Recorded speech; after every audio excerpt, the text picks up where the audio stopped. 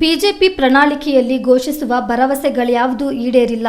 ಭರವಸೆಗಳನ್ನು ಈಡೇರಿಸುವ ಶಕ್ತಿ ಬಿಜೆಪಿಗಿಲ್ಲ ಎಂದು ಮುಖ್ಯಮಂತ್ರಿ ಸಿದ್ದರಾಮಯ್ಯ ಟೀಕಿಸಿದ್ದಾರೆ. ಮಡಿಕೇರಿಗೆ ಕಾಂಗ್ರೆಸ್ ಸಮಾವೇಶಕ್ಕೆ ಆಗಮಿಸಿದ ಸಂದರ್ಭ ಹೆಲಿಪ್ಯಾಡ್ನಲ್ಲಿ ಸುದ್ದಿಗಾರರೊಂದಿಗೆ ಮಾತನಾಡಿದ ಅವರು, 2018ರ ಚುನಾವಣೆ ಸಂದರ್ಭ 600 ಭರವಸೆಗಳನ್ನು ನೀಡಿದ್ದ ಬಿಜೆಪಿ ಈ ಪೈಕಿ 60 ಭರವಸೆಗಳು ಈಡೇರಿಲ್ಲ.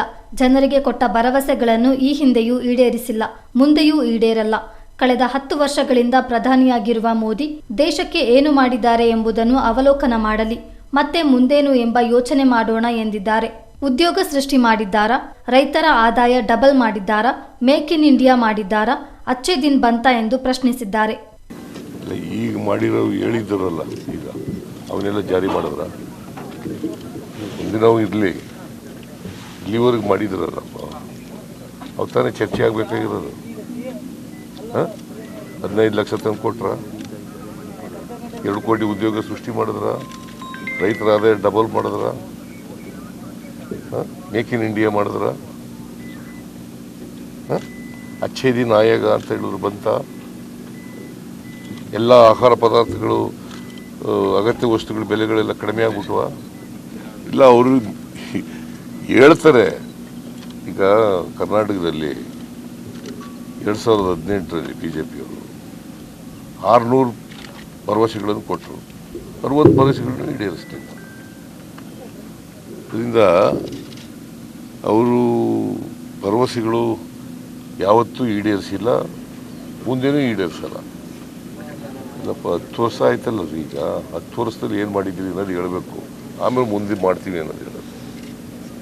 ಈಗ 10 ಇಯರ್ಸ್ ಪ್ರಧಾನಮಂತ್ರಿ ಆಗಿದ್ದಾರಲ್ಲಪ್ಪ, ಈ ದೇಶದಲ್ಲಿ 10 ವರ್ಷಗಳಲ್ಲಿ ಏನು ಮಾಡಿದ್ದೀನಿ ಅದರ ಅವಲೋಕನ ಆಗಬೇಕಲ್ಲ. ಅದಾದಮೇಲೆ ಮುಂದೆ ಏನು ಮಾಡ್ತೀವಿ ಅಂತ ಹೇಳೋದು. ಇವ್ರು ಬಂದ ಮೇಲೆ ನಿರುದ್ಯೋಗ ಸಮಸ್ಯೆ ಜಾಸ್ತಿ ಆಯಿತು. ಮತ್ತು ಉದ್ಯೋಗ 21 ಕೋಟಿ ಉದ್ಯೋಗ ಯಾರು ಕೊಟ್ಟರು? ಬಿಜೆಪಿ ಸಂಸದ ಶ್ರೀನಿವಾಸ್ ಪ್ರಸಾದ್ ಮನೆಗೆ ಭೇಟಿ ನೀಡಿರುವ ಬಗ್ಗೆ ಪ್ರತಿಕ್ರಿಯಿಸಿದ ಸಿದ್ದರಾಮಯ್ಯ, ನಾನು ಶ್ರೀನಿವಾಸ್ ಪ್ರಸಾದ್ ರಾಜಕೀಯದಲ್ಲಿ ಸಮಕಾಲೀನರು. ನಾವಿಬ್ಬರು ಒಟ್ಟಿಗೆ ರಾಜಕೀಯ ಮಾಡಿದವರು, ದೀರ್ಘಕಾಲದ ಸ್ನೇಹಿತರಾಗಿದ್ದೇವೆ. ಅವರು ರಾಜಕೀಯದಿಂದ ನಿವೃತ್ತಿ ಘೋಷಿಸಿದ್ದಾರೆ, ಯಾವ ಪಕ್ಷಕ್ಕೂ ಬೆಂಬಲ ಕೊಡಲ್ಲ ಎಂದಿದ್ದಾರೆ. ಅವರ ಆರೋಗ್ಯ ವಿಚಾರಿಸಲು ಮನೆಗೆ ತೆರಳಿದ್ದೆ ಅಂದ್ರು. ನಾನು ಶ್ರೀನಿವಾಸ್ ಪ್ರಸಾದ್ ಸಮಕಾಲೀನರು ರಾಜಕೀಯದಲ್ಲಿ. ಅವರು 74ರಲ್ಲೇ ಅಸೆಂಬ್ಲಿಗೆ ನಿಂತಿದ್ದರು, ನಾನು 78ರಲ್ಲಿ ತಲಾ ಒಟ್ಟಿಗೆ ರಾಜಕೀಯ ಮಾಡಿದ್ದೀವಿ. ಜನತಾ ಪಾರ್ಟಿನಲ್ಲಿ ಮಾಡೋದು, ಕಾಂಗ್ರೆಸ್ನಲ್ಲಿ ಮಾಡೋದು, ದೀರ್ಘಕಾಲದ ಸ್ನೇಹಿತ. ಅವರು ರಾಜಕೀಯದಿಂದ ನಿವೃತ್ತಿಯಾಗಿದ್ದೀವಿ ಅಂತ ಹೇಳಿದ್ದಾರೆ. ನಾನು ಯಾವ ಪಕ್ಷಕ್ಕೂ ಬೆಂಬಲ ಕೊಡಲ್ಲ ಅಂತ ಹೇಳಿದ್ದಾರೆ.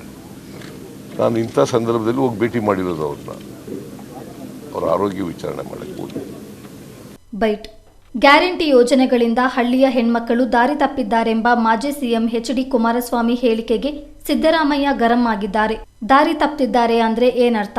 ಹೆಣ್ಮಕ್ಕಳ ಬಗ್ಗೆ ಅವರಿಗಿರುವ ಭಾವನೆ ಗೊತ್ತಾಗ್ತಿದೆ.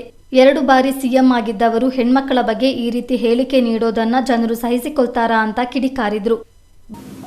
ದಾರಿ ತಪ್ಪಿದ್ದಾರೆ ಅಂದ್ರೆ ಏನು? ಹೆಣ್ಮಕ್ಳ ಬಗ್ಗೆ ಅವ್ರಿಗಿರ್ತಕ್ಕಂಥ ಭಾವನೆ ಹೇಗಿದೆ ಅನ್ನೋದು ಗೊತ್ತಾಯ್ತಲ್ಲ.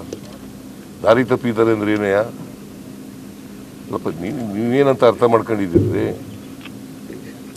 ನಾನು ರಾಜಕೀಯವಾಗಿ ಅರ್ಥ ಮಾಡ್ಕೊಳ್ಳೋದು ಬೇರೆ, ನೀವೇನಂತ ಅರ್ಥ ಮಾಡ್ಕೊಂಡಿದ್ದೀರಪ್ಪ? ದಾರಿ ತಪ್ಪವ್ರೆ ಅಂತಂದ್ರೆ ಏನು? ಮತ್ತೆ